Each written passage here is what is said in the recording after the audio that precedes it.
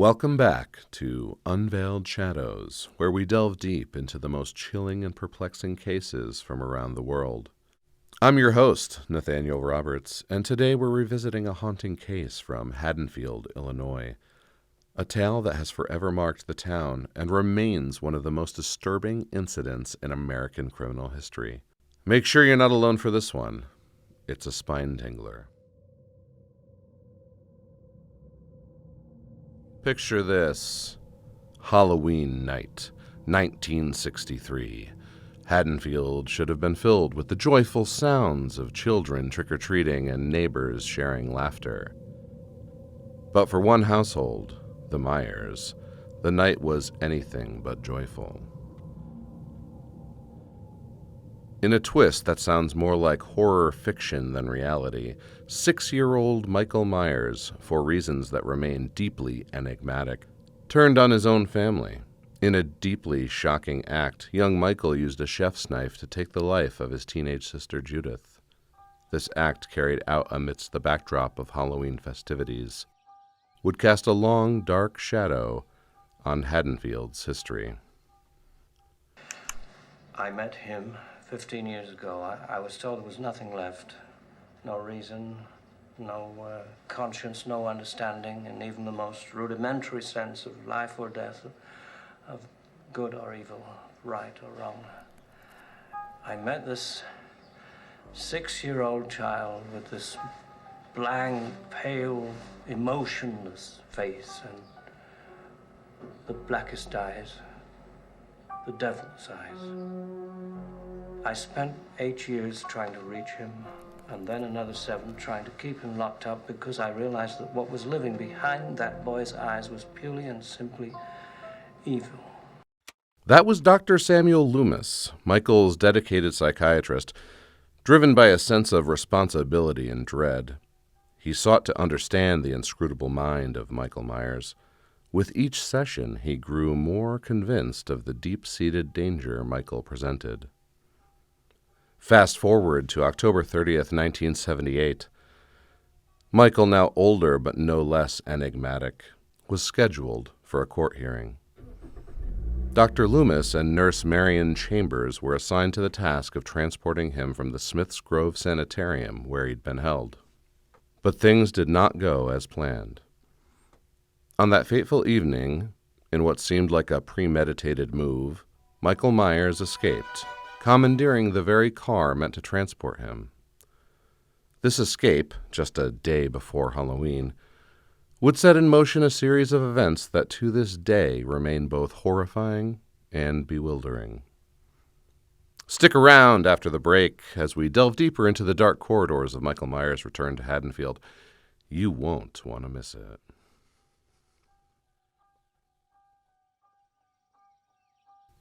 Welcome back to Unveiled Shadows. If you're just joining us, we're diving deep into the dark chronicles of Haddonfield, Illinois.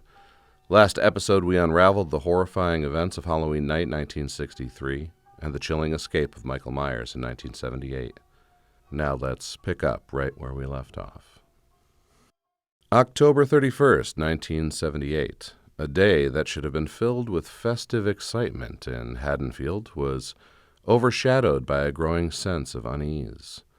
On the outskirts of town, a mechanic met a tragic and unexpected end. His coveralls had vanished with the perpetrator. Later that day, a local hardware store reported a break-in. The only items missing, knives, ropes, and a hauntingly expressionless white mask. With every move, Michael was preparing for something sinister. Teenager Laurie Strode, with her life ahead of her, inadvertently became entangled in this web of darkness. As she innocently approached the old Myers house, she felt the weight of unseen eyes upon her. Throughout the day, Michael's obscured figure lingered in her periphery, but her friends, Annie and Linda, believed it was just Halloween jitters. But were they? Or was it a premonition of the terror to come? Simultaneously, Dr. Loomis, driven by his own apprehensions, made a startling discovery in Haddonfield. the grave of Judith Myers, desecrated and missing its tombstone. This chilling discovery solidified his belief that Michael had indeed returned to his childhood home. Sheriff Lee Brackett, a practical man and father to Annie, reluctantly joined Loomis in his investigation. The Myers house, though long abandoned, bore fresh signs of Michael's presence. A grim display of a deceased dog, its fate unknown but undoubtedly dark. Loomis tried to convey the magnitude of the threat, emphasizing his long-held belief about Michael's nature, pure, undiluted malevolence. Brackett, ever the skeptic but sensing the urgency, decided on a proactive approach. The town's streets were soon filled with patrolling police cars, and Loomis stationed himself at the Myers residence, a sentinel awaiting the return of evil.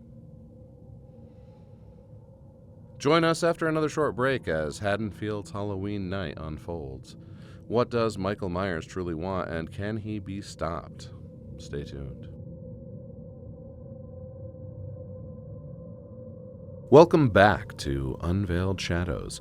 If you're tuning in now, we're immersing ourselves in the harrowing Halloween of 1978 in Haddonfield, Illinois. We've traced the roots of Michael Myers' malevolence, and now we dive into the chilling events of that fateful night. As night draped over Haddonfield, houses came alive with the glow of jack-o'-lanterns and festive decorations.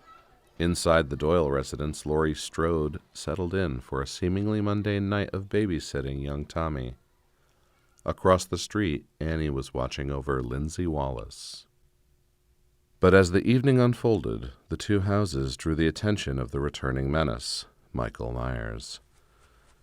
Following Annie, he struck again, the Wallace's pet dog becoming another victim in his silent spree. Young Tommy, eyes wide with terror, caught glimpses of the masked figure and in his innocence labeled him the Boogeyman. Despite his fervent claims, Laurie tried to brush them off as mere Halloween-induced imagination. Later, Annie made a fateful decision to ferry Lindsay over to the Doyles and rendezvous with her boyfriend, Paul. But as she slid into her car, an unseen presence in the back seat emerged. Michael, with cold precision, silenced Annie forever. Unaware of the unfolding horror, Linda and her boyfriend Bob decided the Wallace house was a perfect secluded spot for their rendezvous. Their intimate moment was tragically short-lived. Michael, lurking in the shadows, made his presence felt once more, dispatching Bob with a brutality that defies comprehension.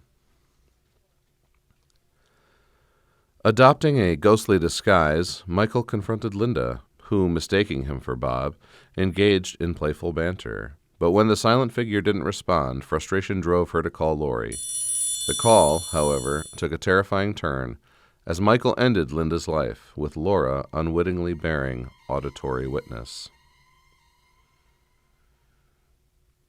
Amidst the chaos, Dr. Loomis, still on his vigilant quest, stumbled upon the stolen car. Realizing he was close to the epicenter of Michael's terror, he scoured the streets, desperately hoping to intervene before more blood was shed. We'll continue this dark journey after a brief pause. Hold on to your seats, listeners, as the terror of that Halloween night reaches its climax when we return. You're back with Unveiled Shadows. Our journey into the chilling events of Halloween night in Haddonfield is drawing to its tense climax.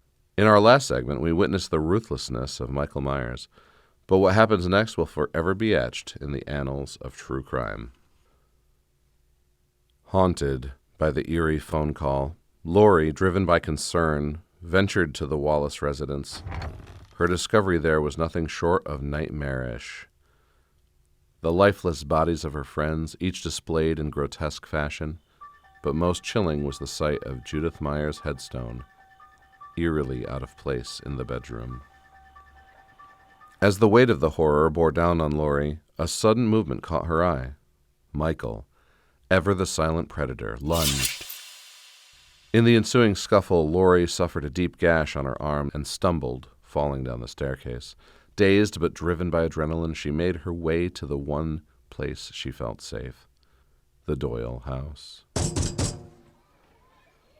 Finding herself locked out and Michael in close pursuit, Laurie's frantic knocks were answered by young Tommy. Inside, her primary concern was the children's safety. As she tried to muster help through the phone, the dread set in deeper. The line has been cut. Michael, relentless as ever, found his way in. A desperate confrontation ensued, with Laurie managing to repel her attacker using, of all things, a knitting needle. Breathing a sigh of relief and hoping against hope that Michael was finally subdued, Laurie attempted to ensure the children's safety, but Michael was not done. Cornered and terrified in a closet, Laurie once again showed incredible resilience, repelling Michael with a wire hanger. Thinking on her feet, she seized the dropped knife and delivered what should have been the final blow. Urging Tommy and Lindsay to flee and call the police, Laurie tried to catch her breath. However, in true horror fashion, Michael was far from defeated. Rising again, he closed in on the weary Laurie. It was at this moment, with tension at its peak, that Dr. Loomis appeared. Seeing the children running, his fears were confirmed. Upon entering the house, he found Michael, hands around Laurie's throat. The rapid succession of gunshots seemed to finally subdue the boogeyman. A shaken Laurie, through tearful eyes, whispered a terrifying realization that Michael was indeed the embodiment of childhood fears. But when Loomis approached the balcony where Michael had fallen, he found nothing but an empty space. Haddonfield's boogeyman had vanished into the night once again. As the town reeled in the aftermath, the echoing sentiment was clear. Evil like that never truly dies. Thank you for joining us on this harrowing journey. Remember to keep your doors locked, check your back seats, and always trust your instincts. This is Unveiled Shadows, signing off until our next dark tale.